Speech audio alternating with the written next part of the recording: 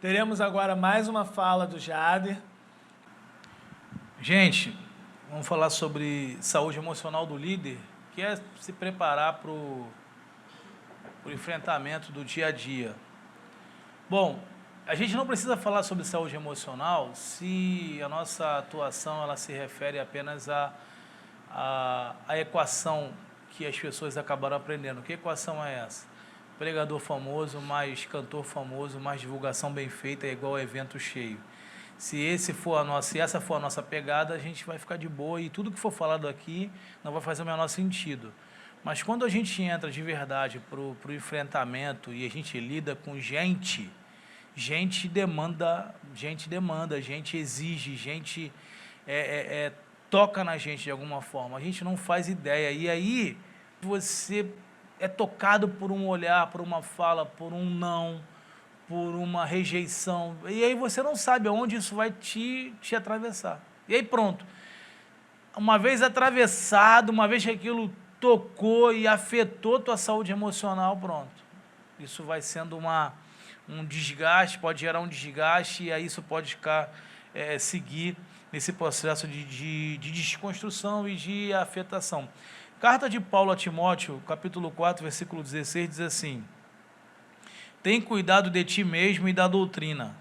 Gosto do que Paulo fala com Timóteo. Tem cuidado de ti mesmo, cara. Cuida de você e da doutrina. Persevera nessas coisas, ou seja, cuida disso mesmo, cara. Avalia isso.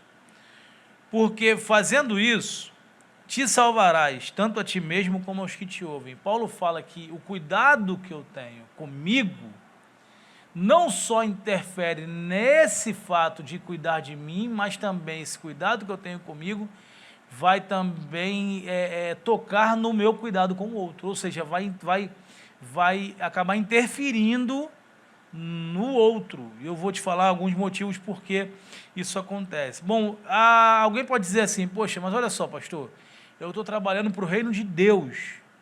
Não vai acontecer nada, eu estou de boa, eu tenho a presença de Deus, o Senhor está me guardando, está cuidando de mim, porque eu estou cuidando das coisas de Deus. Então, como é que vai acontecer alguma coisa comigo? Não, irmãos, não é assim. A gente está lidando com coletivo, está lidando com pessoas, e está lidando com esferas de poder, a gente está lidando com articulações, a gente está lidando com rede, a gente está lidando, às vezes, num ambiente de competição. A gente está lidando num ambiente, às vezes, que isso traz, às vezes, questões tóxicas para a nossa relação do nosso dia a dia. Não é nada fácil, a verdade é essa, não é nada fácil lidar com essa liderança. A liderança, por si só, ela já é um alvo do inimigo. O inimigo tenta, de alguma forma, confundir a gente, tenta, de alguma forma, tirar a gente do circuito. A jornada ela é longa, então ao longo dos anos é possível que eventualmente, ao longo do tempo, é possível que eventualmente você possa ter feridas pela jornada. Cara, tu é um ser humano, então é possível que alguém possa te confrontar de uma forma que você não esteja preparado. Eu lembro que eu fiz uma reunião com a minha equipe uma vez, e a gente sentado naquele brainstorm ali, trocando ideia, e chegou uma hora da gente começar a parte do confronto e conversar com a equipe, algumas coisas que precisam ser corrigidas e tudo mais. Eu lembro exatamente o que eu falei, Eu sei que eu fui um pouco mais firme na minha postura ali, mas eu sei o que eu falei, eu nunca fui de ofender ninguém, eu sei exatamente o que eu falei.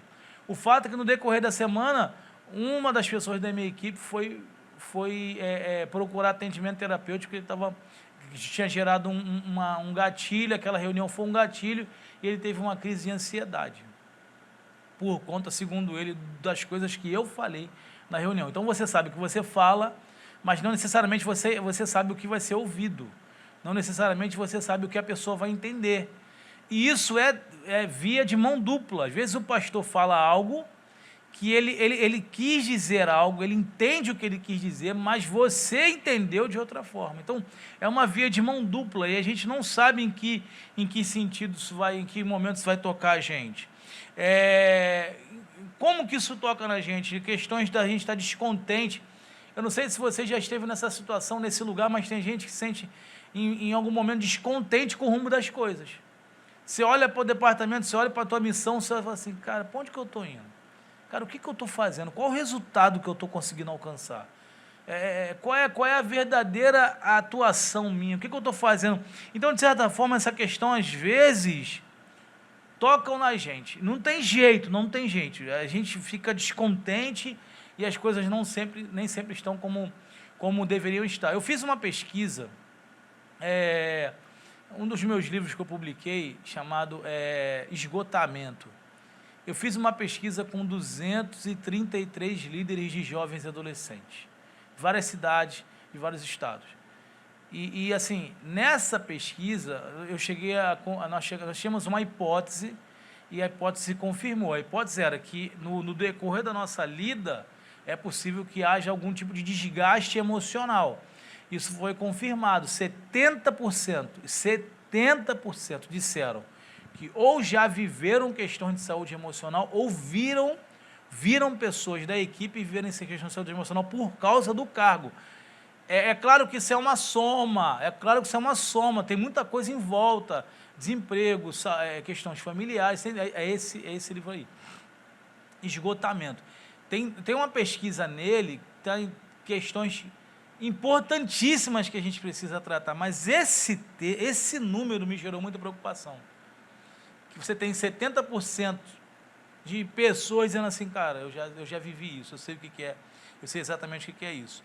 Mas muito se dá por conta da gente, às vezes, viver com uma perspectiva do super-herói, síndrome do super-herói, que sofra eu, mas não sofra a obra. Você já falou isso, talvez você já tenha ouvido isso, mas não faz o menor sentido, porque eu sou o quê? A obra. Você é a obra. Não faz sentido você entrar numa de dizer eu tenho que bagunçar minha vida todinha para o Congresso funcionar. Eu tenho que não dar atenção para minha família para poder dar atenção para a família dos outros. Eu tenho que anular minha família. Eu tenho que anular a minha relação comigo mesmo. Eu tenho que anular tudo isso. Então eu saio de cena, minha família sai de cena, minha agenda sai de cena, mas isso aqui tem que funcionar. Está errado, gente. Está errado. Eu preciso cuidar de mim, preciso cuidar da minha família, preciso cuidar do meu filho, preciso cuidar de mim, de verdade. Eu preciso entender as implicações do que é cuidar de mim e o tanto que eu tenho nesse processo. E a obra não fica em último lugar, mas a obra tem que ter um entendimento. Eu tenho que fazer uma entrega consciente, entendendo as implicações disso. Porque senão a gente vai ficar nesse movimento o tempo todo, dizendo que sofra eu, mas não sofra, porque tem um desgaste. Veja a carta de Paulo aos Coríntios, capítulo 12, segunda carta de Paulo, aos Coríntios, capítulo 12, versículo 15.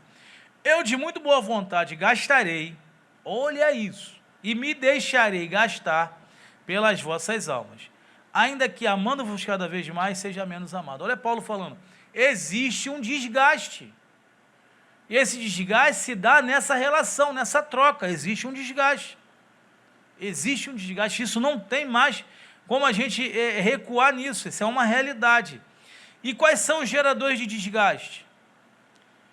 Primeiro, quando a complexidade da missão nos afeta, ou seja, a gente não fazia ideia do que a gente ia encontrar. Eu trabalho no Rio de Janeiro eu sou conselheiro tutelar.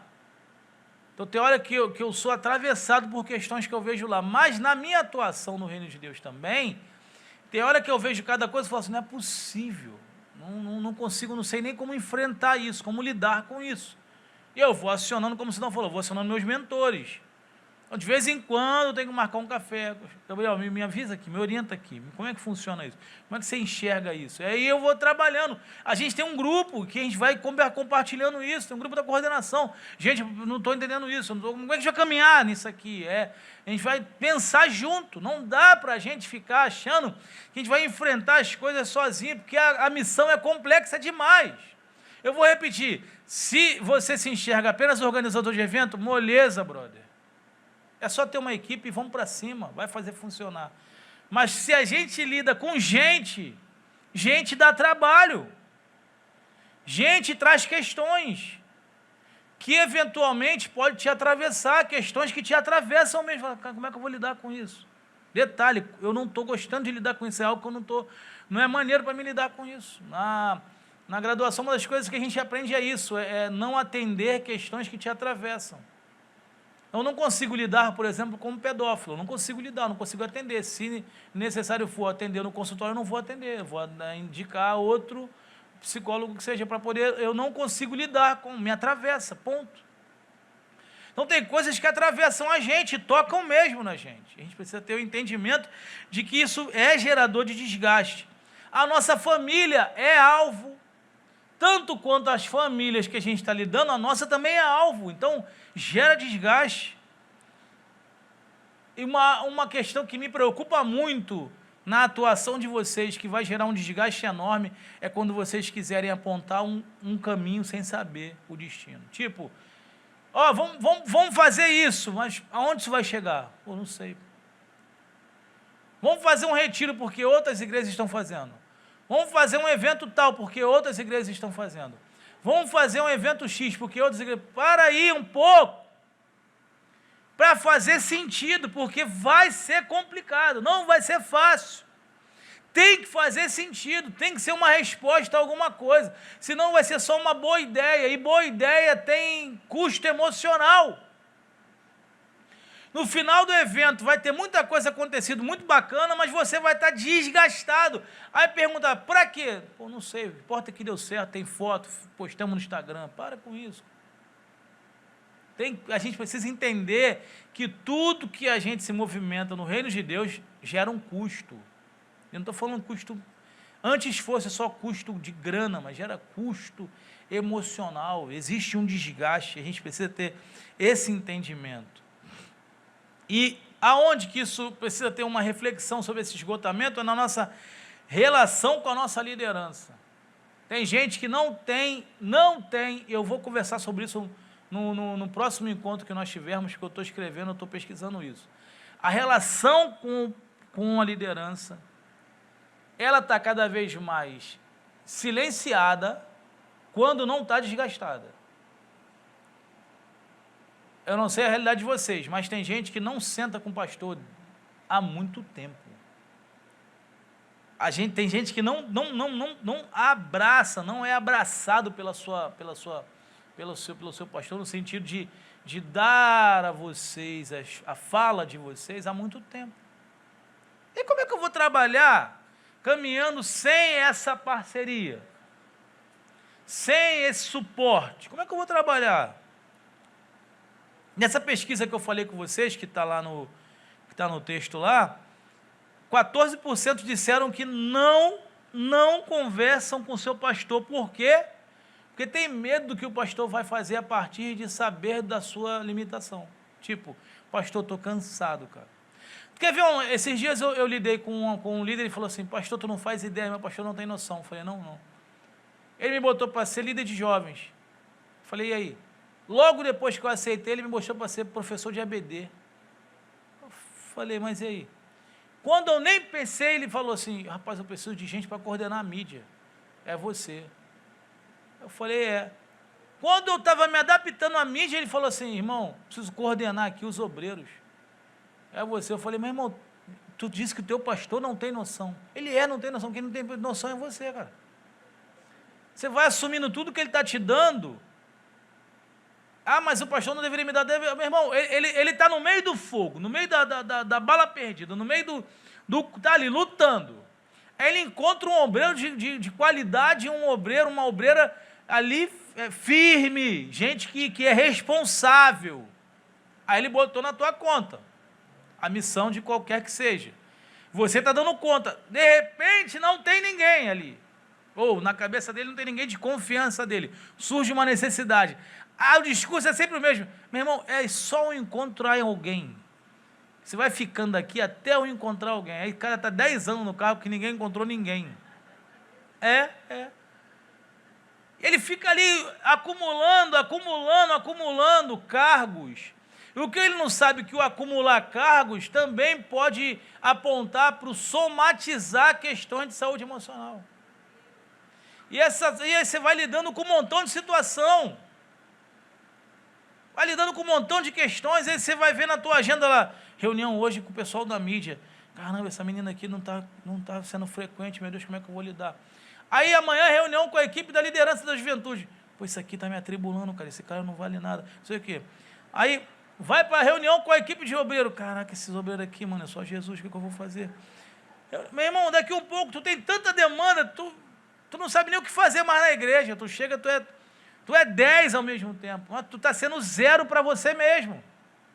Está atendendo a instituição e está se desgastando emocionalmente. Aí, aonde isso vai apontar? Para muitas enfermidades emocionais, porque as pessoas não têm coragem para falar para o pastor. Não tem coragem de compartilhar, pastor, ó, eu não estou podendo não, cara. Não está dando para mim não. Porque naturalmente, eu vou avançar nessa questão do esgotamento, porque naturalmente nós temos um ímpeto. O que é o ímpeto? A gente começa a trabalhar e a gente entra numa mesmo. Caramba, vai dar certo, cara. Estou vendo coisa, vai funcionar. É um ímpeto, é natural.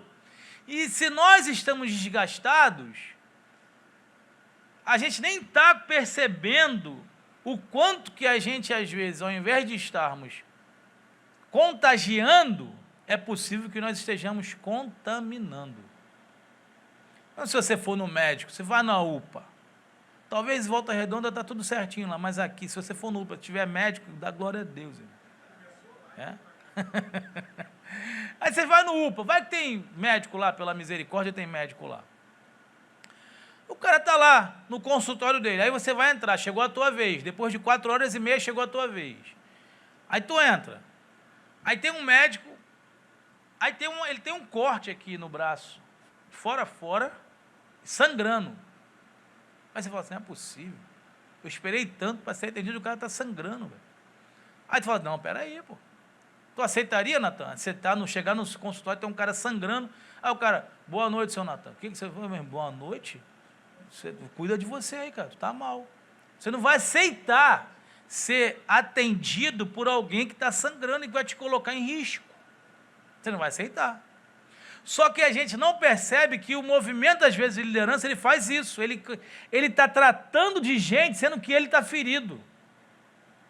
Ele está tratando de gente, mas ele está sangrando. Ou seja, ele está mais contaminando do que contagiando o povo. Por isso tem um montão de líder que está jogando um grupo contra o seu pastor. Por isso que tem um montão de líder que está falando de todo mundo, está comprometendo a saúde espiritual do grupo que ele lidera. Porque ele está contaminando, ele está ferido. A gente precisa entender, o inimigo não tem medo dos nossos eventos. Muito pelo contrário, se ele conseguir articular para que a gente possa se assoberbar de tanto de evento, de tanto de agenda, de modo que você não cuide de você, de modo que você não cuide de sua família, você se afaste da sua família, ele vai falar, faça mais, mergulha mais, tua agenda está até pouco, faça mais eventos, faça muito mesmo, porque quanto mais distanciado da tua família, melhor para a atuação do inimigo. Quanto mais distanciado de si mesmo, menos conectado com a tua própria realidade. Ou seja, que adianta o homem ganhar o mundo todo e perder a sua própria mente? Está dizendo, não adianta fazer muita coisa sem que você não consiga se perceber. Como assim se perceber, pastor? Ora, fácil. Porque tem gente que faz um movimento muito claro de falar, eu vou conseguir fazer algo poderoso para o reino de Deus. Num dado momento ele se perde nas motivações, ele não está percebendo que ele está tentando fazer algo poderoso para si mesmo, para que o nome dele, bendito seja eu, glorificado seja eu. Sou tão humilde, que eu não quero nem aparecer muito, mas eu tenho que aparecer. Então me coloquem, porque a minha humildade me permite aparecer muito, mas eu quero aparecer. Sim, é uma realidade do nosso tempo. E aí eu me preocupa, que o texto bíblico do Salmo 103 mostra a nossa limitação. O texto fala, pois ele Salmo 103, versículo 13, se eu não muito me engano. Pois ele conhece a nossa estrutura. Lembra-se que somos pó. Ele está dizendo, ele é ilimitado, eu sou limitado. Então, se eu não respeitar os meus limites, Eu vou começar a comprometer, e não adianta botar na conta do inimigo não, gente. O inimigo está furioso. Ele é furioso 24 horas. Ele não está, ele é. Só que meu movimento aqui é de preservação de mim mesmo, preciso cuidar de mim. Se eu preciso cuidar de mim, preciso entender que eu respeitar os meus limites. Você tem limite. E se não tiver limite, que coloque. Você tem que preservar os seus limites. Cuida de você. Senão tu vai estar mergulhado em algo que vai te afundar. Que a liderança, de certa forma, traz marcas. Atrás, irmão. Atrás. Veja a carta de Paulo aos Coríntios, capítulo 7, versículos 5 e 6, num dado momento ele fala assim, existem conflitos externos e temores internos. Isso mexe comigo. Pensar que tem questões na liderança que são externas, estão acontecendo, e tem questões internas. Tem uma imagem, eu vou mandar para o Rafa. A liderança traz marcas, porque esse texto da carta de Paulo aos Coríntios mostra essa questão dos conflitos externos e temores internos, ou seja, tem questões externas acontecendo o tempo todo. Vocês veem perseguição? É isso que está acontecendo, são questões externas, e tem questões internas que são extremamente, que convocam da gente questões que a gente nem imagina que está ali, ó, sendo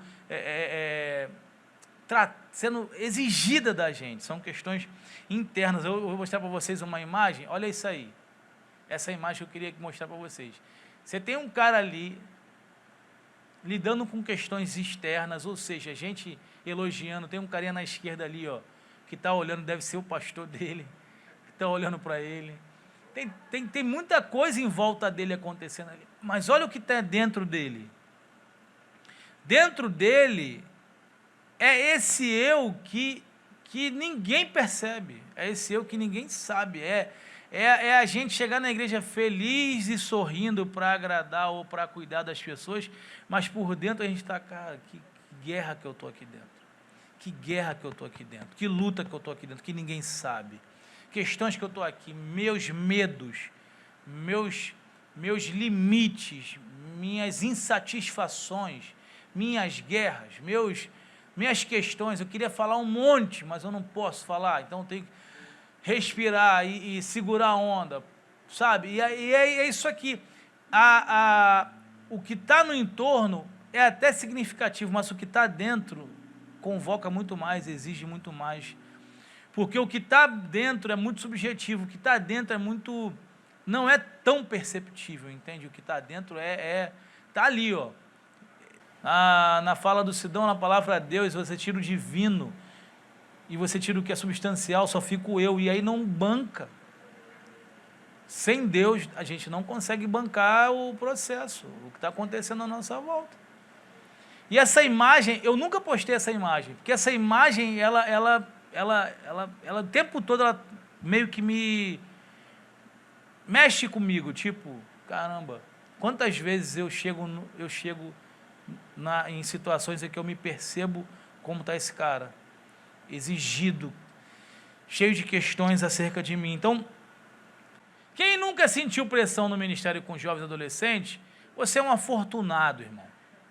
Você é milionário. Você é de Deus demais. Porque a pressão existe. Você tem você imagina você lidando com um adolescente, a mãe está olhando para você e falando assim, tomara que dê certo o teu trabalho, porque meu filho precisa de ajuda. Existe uma pressão.